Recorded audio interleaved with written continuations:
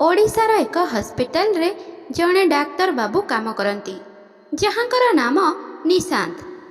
निशांत एबे एबे निजे डाक्तर पाठपढ़ा शेष करिसेंती। आउ पाठपढ़ा शेष हेबा परे से एही हॉस्पिटल रे चाकरी करुछंती।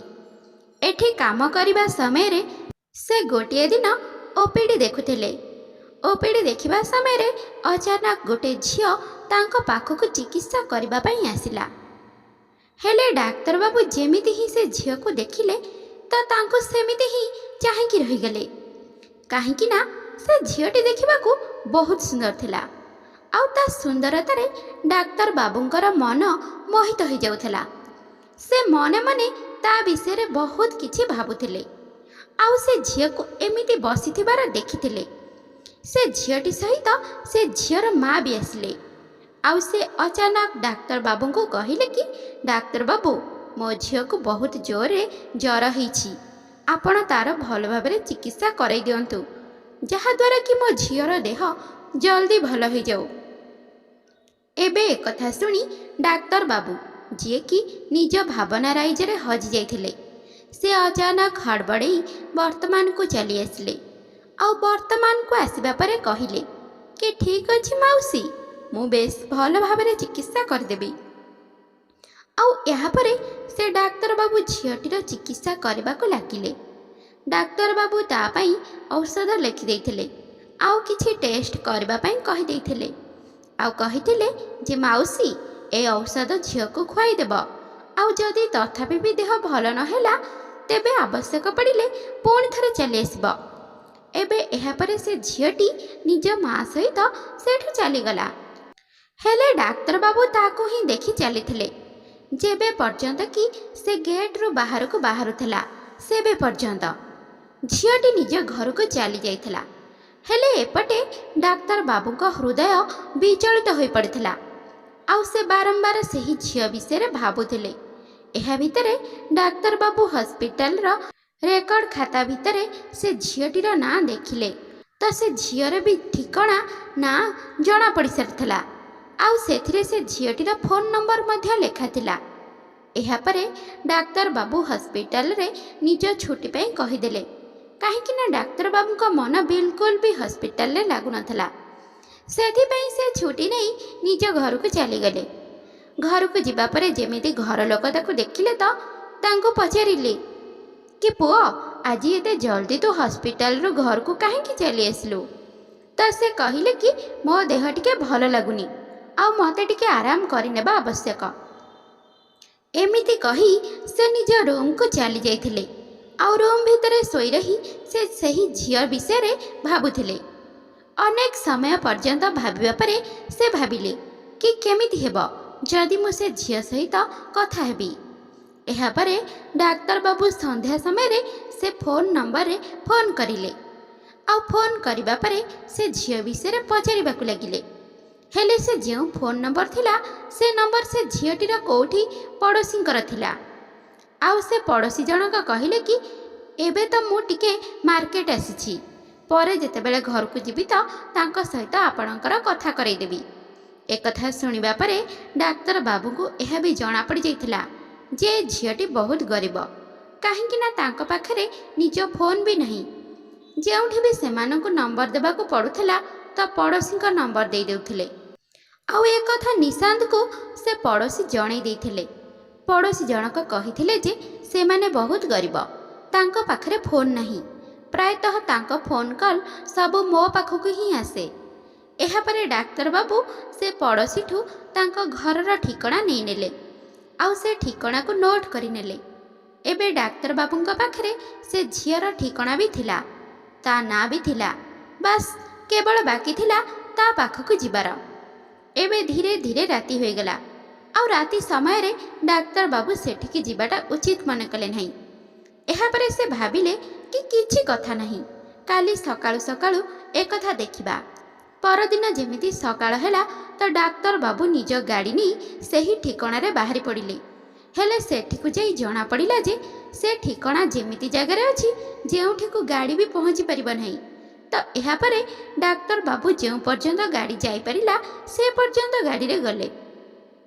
ଆଉ ସେଇଠି ଗାଡ଼ିଟିକୁ ସାଇଡ଼ରେ ରଖିଦେଇ ବାକି ବଳକା ରାସ୍ତା ପାଦରେ ଚାଲି ଚାଲି ଅତିକ୍ରମ କରିବାକୁ ଲାଗିଲେ।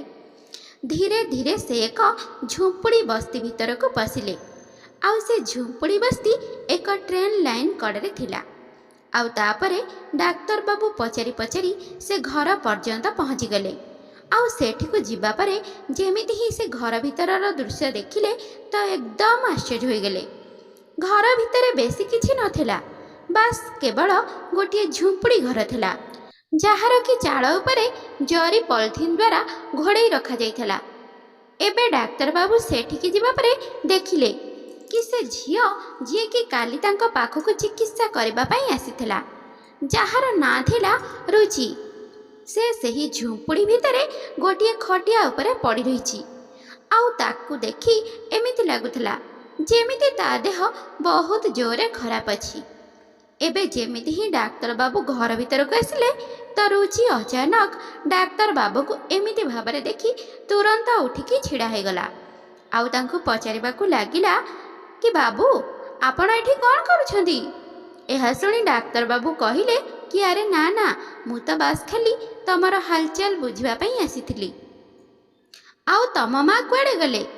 ତ ରୁଚି କହିଲା କି ମା ତ ପାଖ କମ୍ପାନୀରେ ଛୋଟ ମୋଟ କାମ କରେ, ଯେଉଁଥିରେ କି ଆମର ଘର ଖର୍ଚ୍ଚ ଯେମିତି କରି ଚଳିଯାଏ। ଏହାପରେ ଡାକ୍ତର ବାବୁ ତାକୁ ପଚାରିଲେ ଯେ ତମ ପରିବାରରେ ଆଉ କିଏ କିଏ ଅଛନ୍ତି? ତ ରୁଚି କହିଲା କି ଆମ ପରିବାରରେ ଆଉ କେହି ବି ନାହାନ୍ତି, କେବଳ ମୁଁ ଆଉ ମୋ ମା ଏଇ ଘରେ ରହୁ। ମୋ ବାପାଙ୍କର ଅନେକ ବର୍ଷ ପୂର୍ବରୁ ମୃତ୍ୟୁ ହୋଇସାରିଛି। ଆଉ ବାପାଙ୍କ ମୃତ୍ୟୁ ପରେ ମୋ ମା ହିଁ ମୋତେ ପାଳି ପୋଷି ବଡ଼ କରିଛି। ଆଉ ଆମ ପାଖରେ ବେଶୀ କିଛି ନାହିଁ, ବାସ୍ ଖାଲି ଏଇ ଗୋଟେ ଛୋଟ ଝୁମ୍ପୁଡ଼ି ଘରଟିଏ ଅଛି। ଏଇଥିପାଇଁ ଆମେ ସରକାରୀ ହସ୍ପିଟାଲକୁ ଚିକିତ୍ସା ପାଇଁ ଯାଇଥିଲୁ, ନହେଲେ ଆମେ କୌଣସି ପ୍ରାଇଭେଟ୍ ହସ୍ପିଟାଲକୁ ଯାଇ ଦେଖେଇ ଦେଇଥାନ୍ତୁ। ଏହାପରେ ଡାକ୍ତର ବାବୁ ରୁଚିକୁ ତା ମାଆକୁ ଡାକିବା ପାଇଁ କହିଲେ।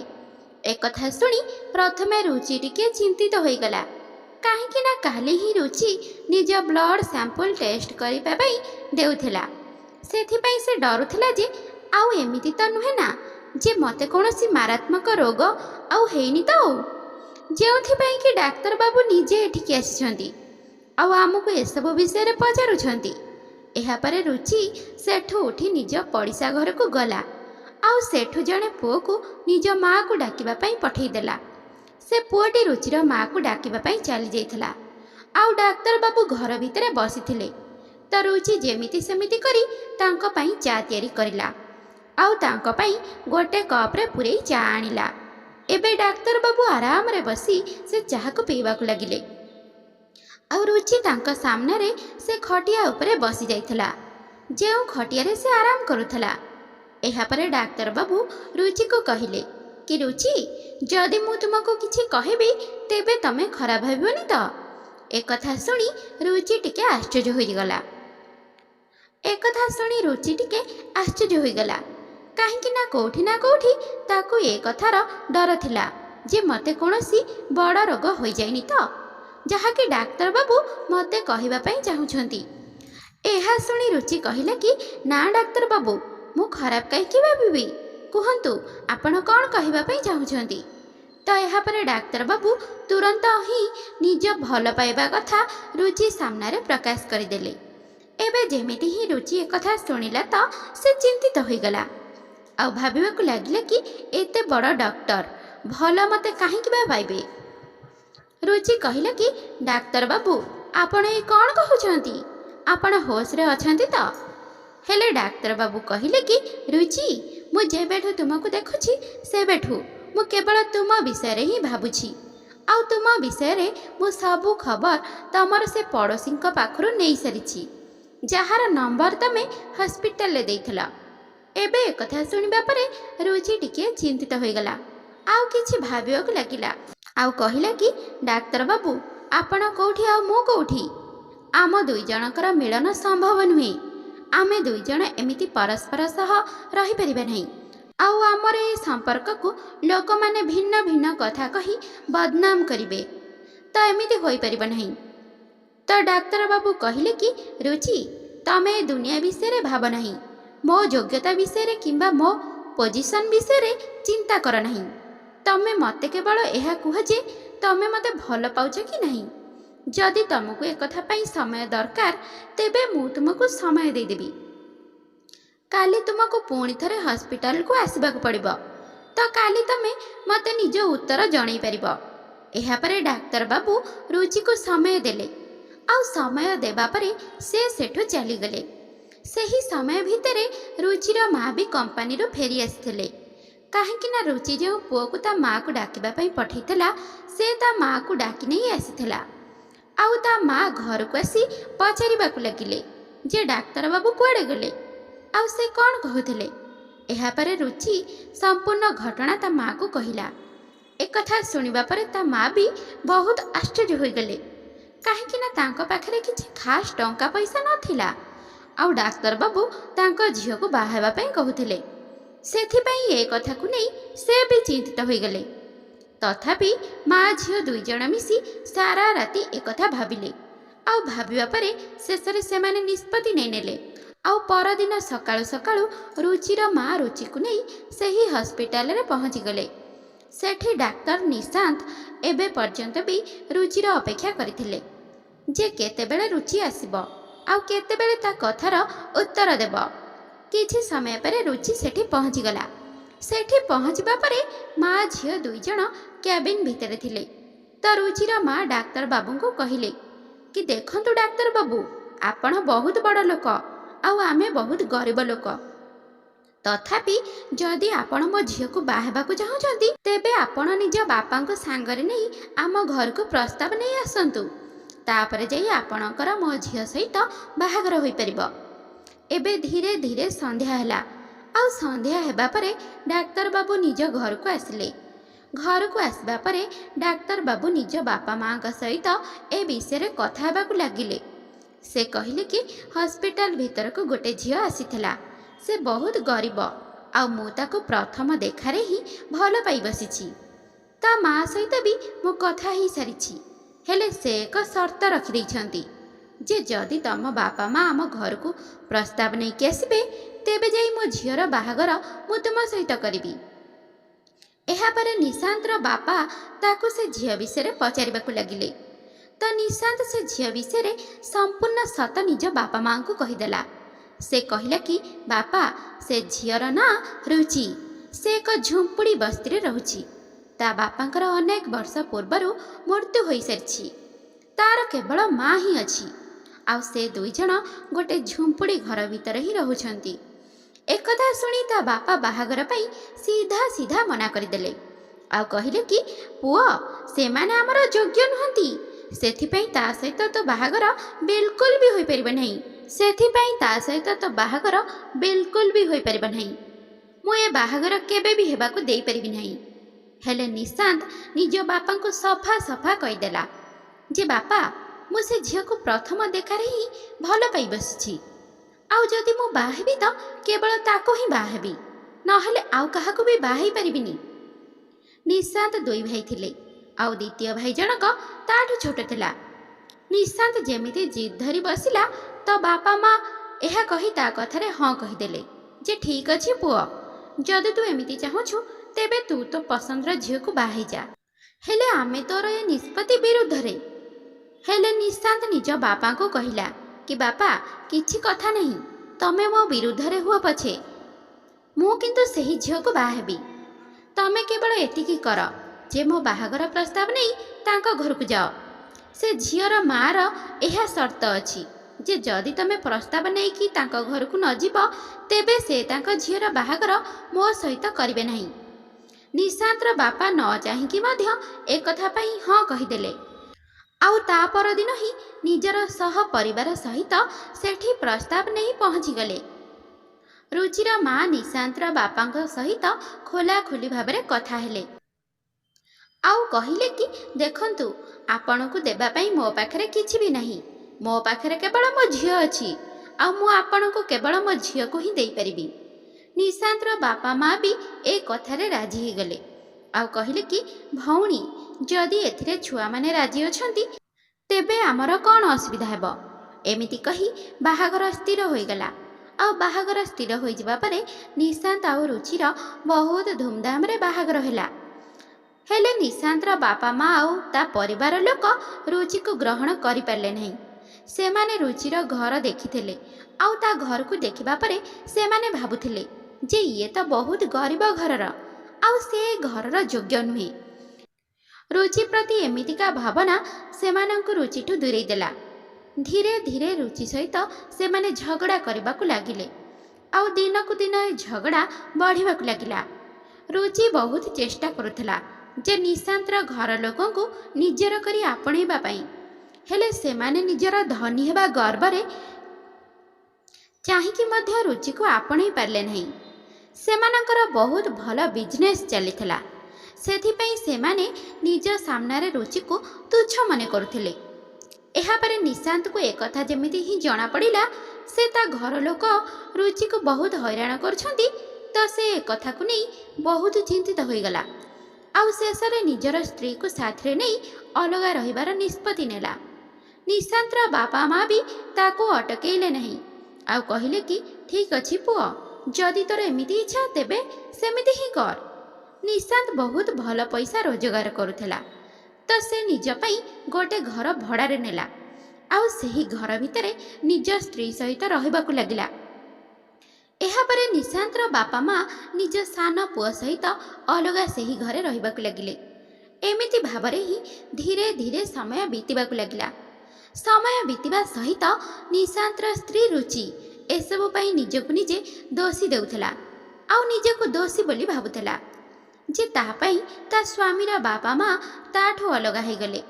ହେଲେ ନିଶାନ୍ତ ତାକୁ ବୁଝେଇଥିଲା ଯେ ଏମିତି କୌଣସି କଥା ନାହିଁ, ମୁଁ ମୋ ବାପା ମାଆଙ୍କଠୁ ଦୂରରେ ରହୁଛି ସତ, ହେଲେ ମୁଁ ଆଜି ବି ତାଙ୍କୁ ସେତିକି ଭଲ ପାଉଛି ଆଉ ତାଙ୍କର ଆଦର ସମ୍ମାନ କରୁଛି। କିଛି ଦିନ ପରେ ରୁଚି ଏକ ପୁଅକୁ ଜନ୍ମ ଦେଲା, ଆଉ ସେ ପୁଅକୁ ପାଇ ନିଶାନ୍ତ ଏବଂ ରୁଚି ବହୁତ ଖୁସି ହେଲେ। ଏହାପରେ ନିଶାନ୍ତ ନିଜ ବାପା ମାଆଙ୍କୁ ଫୋନ୍ କରି କହିଲା କି ବାପା ମା, ତମ ବୋହୂ ଏକ ପୁଅକୁ ଜନ୍ମ ଦେଇଛି, ଆଉ ତମେମାନେ ଜେଜେମା ଜେଜେବାପା ବନିସାରିଛ। ହେଲେ ତା ବାପା ମା ଏବେ ପର୍ଯ୍ୟନ୍ତ ବି ତାକୁ ଘୃଣା କରୁଥିଲେ, ଆଉ ନାତି ହେବା ଖବର ଶୁଣି ସେମାନେ ବେଶୀ ଖୁସି ହେଲେ ନାହିଁ। ସେମାନେ ବାସ୍ କେବଳ ଫୋନ୍ କାଟିଦେଲେ, ଆଉ ଏସବୁ ଦେଖି ନିଶାନ୍ତ ବହୁତ ଚିନ୍ତିତ ହୋଇଗଲା, ଆଉ ସେ ଭାବିବାକୁ ଲାଗିଲା ଯେ ମୋ ବାପା ମା ମୋତେ ଘୃଣା କରୁଛନ୍ତି, ହେଲେ ସ୍ୱାମୀ ସ୍ତ୍ରୀ ସେଇଠି ସେମିତି ଏକୁଟିଆ ରହିଲେ। ଏହାପରେ ନିଶାନ୍ତର ସାନ ଭାଇର ବାହାଘର ପାଇଁ ତା ବାପା ମା ଝିଅ ଖୋଜିବା ଆରମ୍ଭ କଲେ, ଆଉ ଝିଅ ଖୋଜିବା ପରେ ତାର ବହୁତ ଧୁମଧାମରେ ବାହାଘର କରାଇଦେଲେ। ହେଲେ ନିଜ ସାନ ପୁଅର ବାହାଘରେ ନା ହିଁ ନିଶାନ୍ତକୁ ଡାକିଥିଲେ, ନା ହିଁ ତା ପରିବାରକୁ ଡାକିଥିଲେ, ଆଉ ନା ହିଁ ତାକୁ ଜାଣିବାକୁ ଦେଇଥିଲେ ଯେ ତା ସାନ ଭାଇର ବାହାଘର ହୋଇସାରିଛି ବୋଲି। ଧୀରେ ଧୀରେ ସମୟ ବିତି ଚାଲିଲା, ଆଉ ସମୟ ବିତିବା ସହିତ ତାଙ୍କ ସାନ ବୋହୂ ନିଶାନ୍ତର ବାପା ମାଆଙ୍କର ବଞ୍ଚିବାଟା କଷ୍ଟକର କରିଦେଲା। ସେ ଘର ଭିତରକୁ ଯେମିତି ଆସିଲା ତ ତାଣ୍ଡବ ମଚେଇଦେଲା। ନା ହିଁ ନିଜ ଶାଶୁ ଶ୍ୱଶୁରଙ୍କର ସେବା କରୁଥିଲା, ନା ହିଁ ତାଙ୍କର କୌଣସି କଥା ମାନୁଥିଲା। ଏପଟେ ନିଶାନ୍ତର ସାନ ଭାଇ ସବୁବେଳେ ନିଜ ସ୍ତ୍ରୀର ସପକ୍ଷରେ ରହୁଥିଲା, ଆଉ ସବୁବେଳେ ନିଜ ବାପା ମାଆଙ୍କୁ ଓଲଟା ସିଧା କହୁଥିଲା, କାହିଁକି ନା ସେ ଜାଣିଥିଲା ଯେ ଏବେ ତାଙ୍କର ତା ବିନା ଅନ୍ୟ କୌଣସି ସାହାରା ନାହିଁ। ସେଥିପାଇଁ ସେ ଏ କଥାରେ ଭରପୁର ଫାଇଦା ଉଠାଉଥିଲା, ଆଉ ନିଜ ବାପା ମାଆଙ୍କୁ ହଇରାଣ କରୁଥିଲା। ଏପଟେ ନିଶାନ୍ତ ଯେଉଁ ହସ୍ପିଟାଲରେ କାମ କରୁଥିଲା ସେଠିକୁ ତାର ଜଣେ ପଡ଼ୋଶୀ ବି ଆସିଥିଲା, ଯାହାକୁ ଜଣାଥିଲା ଯେ ନିଶାନ୍ତ ସେମାନଙ୍କର ପୁଅ। ସେଠିକି ଯାଇ ନିଶାନ୍ତର ପଡ଼ୋଶୀ ନିଶାନ୍ତକୁ ସବୁ କଥା କହିଦେଲା। ସେ କହିଲା କି ତୋ ବାପା ମା ନିଜ ସାନ ପୁଅର ବାହାଘର କରାଇ ଦେଇଥିଲେ, ହେଲେ ଯେବେଠୁ ତୋ ସାନ ଭାଇର ବୋହୂ ଘରକୁ ଆସିଛି ସେବେଠୁ ଘରେ ତାଣ୍ଡବ କରୁଛି। ସେମାନେ ତୋ ବାପା ମାଆଙ୍କୁ ବହୁତ ଅପମାନିତ କରୁଛନ୍ତି, ଆଉ ତାଙ୍କୁ ଭଲରେ ଗଣ୍ଡେ ଖାଇବାକୁ ମଧ୍ୟ ଦେଉନାହାନ୍ତି। ଏକଥା ଶୁଣି ନିଶାନ୍ତ ବହୁତ ଚିନ୍ତିତ ହୋଇଗଲା, ଆଉ ନିଜ ବାପା ମାଆଙ୍କ ବିଷୟରେ ଆହୁରି ଅନେକ କଥା ପଚାରିବାକୁ ଲାଗିଲା। ଏସବୁ ଶୁଣିବା ପରେ ନିଶାନ୍ତ ସବୁକିଛି ବୁଝି ସାରିଥିଲା, ଆଉ ତାପରେ ସେ ସନ୍ଧ୍ୟାରେ ନିଜ ଘରକୁ ଗଲା। ଘରକୁ ଯିବା ପରେ ନିଶାନ୍ତ ସବୁ କଥା ନିଜ ସ୍ତ୍ରୀକୁ କହିଲା, ଆଉ କହିଲା କି ମୁଁ ମୋ ବାପା ମାଆଙ୍କ ପାଇଁ କିଛି କରିବାକୁ ଚାହୁଁଛି। ତ ଏହାପରେ ତା ସ୍ତ୍ରୀ ତାକୁ ସାହାରା ଦେଲା, ଆଉ କହିଲା କି ଯଦି ଏମିତି କଥା ତେବେ ଚାଲ ଆମେ ଏବେ ହିଁ ଯିବା, ଆଉ ବାପା ମାଆଙ୍କୁ ଆମ ସହିତ ନେଇକି ଆସିବା।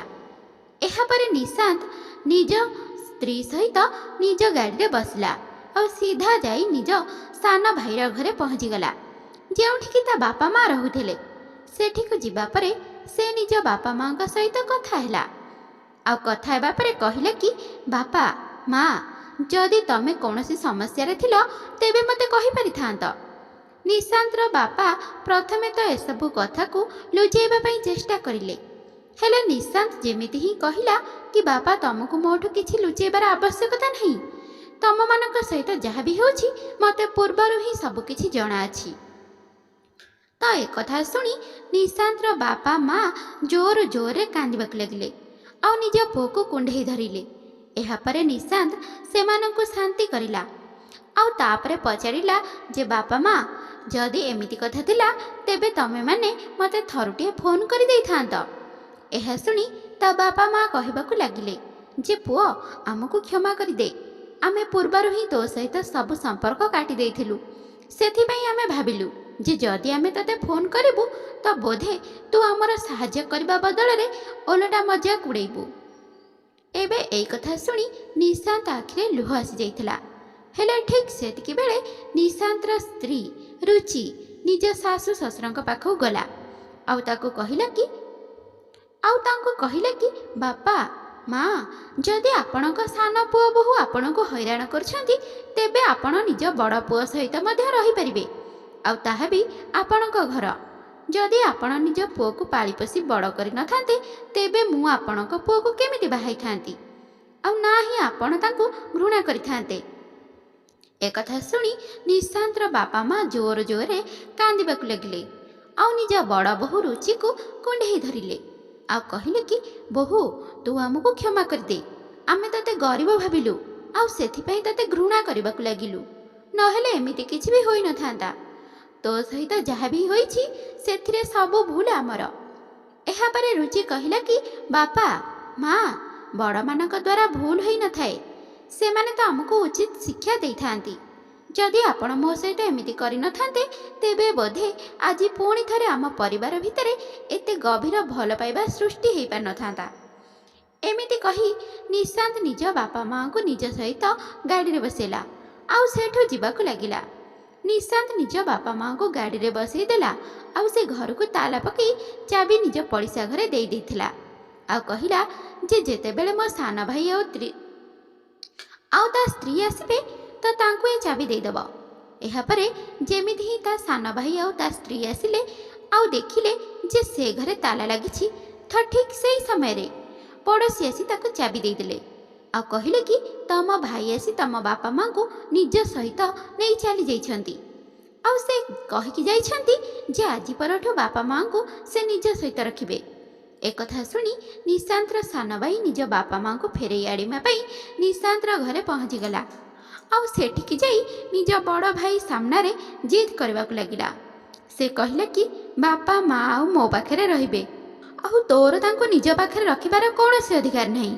ହେଲେ ଠିକ୍ ସେତିକି ବେଳେ ଅଚାନକ ତା ବାପା ମା ଦୁଇ ପାଦ ଆଗକୁ ଚାଲି ଆସିଲେ ଆଉ ଆଗକୁ ବଢ଼ି ନିଜ ସାନ ପୁଅ ଗାଲରେ ଏକ ଶକ୍ତ ଚାପୁଡ଼ା ମାରିଦେଲେ ଆଉ କହିଲେ କି, ଆଜି ତୋର ତୋ ବାପା ମାଙ୍କ କଥା ମନେ ପଡ଼ିଗଲା।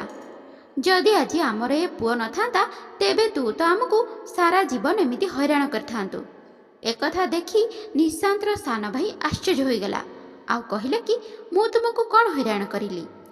ତ ତା ବାପା ମା କହିଲେ କି, ତୋ ସ୍ତ୍ରୀ ବାରମ୍ବାର ଆମ ଉପରେ ଅତ୍ୟାଚାର କରୁଛି ଆଉ ଘର ଭିତରେ ନିଜର ଯାହା ଇଚ୍ଛା ସେଇଆ କରୁଛି, ଯେତେବେଳେ କି ସମାଜ ହିସାବରେ ଘରର ମୁରବୀ ଆମେ ଆଉ ସବୁକିଛି ଆମ ହିସାବରେ ହେବା କଥା। ହେଲେ ସବୁବେଳେ ତୋ ସ୍ତ୍ରୀ ଯାହା କହିବ ସେଇଆ ହେବ ଆଉ ତୋ ସ୍ତ୍ରୀ ଆମକୁ ଭଲରେ ଗଣ୍ଡେ ଖାଇବାକୁ ମଧ୍ୟ ଦିଏ ନାହିଁ ଆଉ ଏକଥାକୁ ତୁ କେବେ ବି ପ୍ରତିବାଦ କରୁନାହୁଁ। ଏମିତି ଭାବରେ ତମେ ଦୁଇ ଜଣ ଆମକୁ ବହୁତ ହଇରାଣ କରିଛ। ଏମିତିରେ କି ସାନ ବୋହୂ ଆମ ଉପରକୁ ହାତ ମଧ୍ୟ ଉଠେଇଛି ଆଉ ଏସବୁ କଥାକୁ ନେଇ ଆମେ ସବୁବେଳେ ଚିନ୍ତିତ ରହୁଥିଲୁ। ଏହାପରେ ତା ବାପା ମା ନିଜ ସାନ ପୁଅକୁ କହିଲେ, ପୁଅ, ତୁ ଏଠୁ ଚାଲିଯା, ଆମେ ତ ବଡ଼ ଭାଇ ସହିତ ରହିବୁ ଆଉ ତମେମାନେ ଆମ ସହିତ କୌଣସି ସମ୍ପର୍କ ଏବେ ରଖିବା ପାଇଁ ମଧ୍ୟ ଚେଷ୍ଟା କରିବ ନାହିଁ।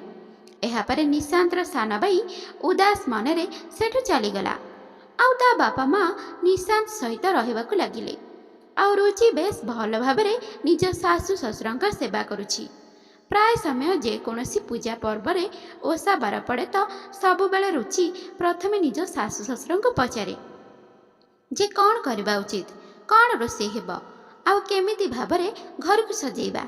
ଏମିତି ଭାବରେ ନିଶାନ୍ତର ବାପା ମା ଯେବେ ବି ଏକୁଟିଆ ବସୁଥିଲେ ତ ଲୁଚି ଲୁଚି କାନ୍ଦୁଥିଲେ। ସେମାନେ ଭାବୁଥିଲେ ଆମେ ଆମ ଝିଅ ଭଳି ବଡ଼ ବୋହୂ ସହିତ କେତେ ଅନ୍ୟାୟ କରିଛେ, ହେଲେ ତାକୁ ଟିକେ ହେଲେ ବି ସେ କଥାର ଦୁଃଖ ନାହିଁ ଯେ ତା ଶାଶୁ ଶ୍ୱଶୁର ତା ସହିତ ଏମିତି କରିଛନ୍ତି ବୋଲି।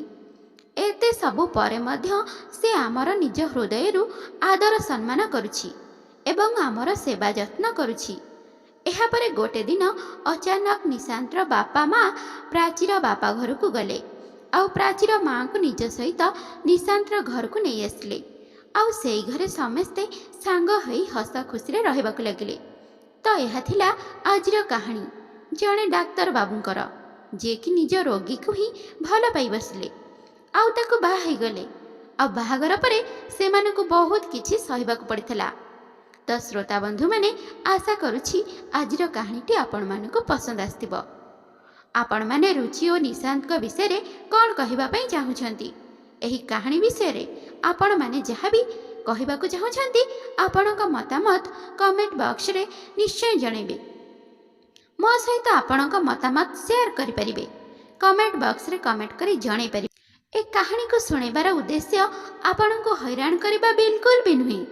ଏ କାହାଣୀ ମୁଁ ଏଇଥିପାଇଁ ଶୁଣାଉଛି ଯେ ଯାହାଦ୍ୱାରା କି ଆପଣମାନେ ଏ କାହାଣୀରୁ କିଛି ନା କିଛି ଶିଖିପାରିବେ ଆଉ ନିଜ ଜୀବନରେ ସେ ଜିନିଷକୁ ପ୍ରୟୋଗ କରିପାରିବେ। ତ ଶ୍ରୋତା ବନ୍ଧୁମାନେ, ଆଶା କରୁଛି ଆଜିର ଏହି କାହାଣୀଟି ଆପଣମାନଙ୍କୁ ନିଶ୍ଚିନ୍ତ ପସନ୍ଦ ଆସିଥିବ। ଆଉ ପସନ୍ଦ ଆସିଥିଲେ ଭିଡ଼ିଓଟିକୁ ଲାଇକ୍, ସେୟାର ଆଉ ଚ୍ୟାନେଲକୁ ସବସ୍କ୍ରାଇବ୍ କରିବାକୁ ବିଲକୁଲ ବି ଭୁଲନ୍ତୁ ନାହିଁ।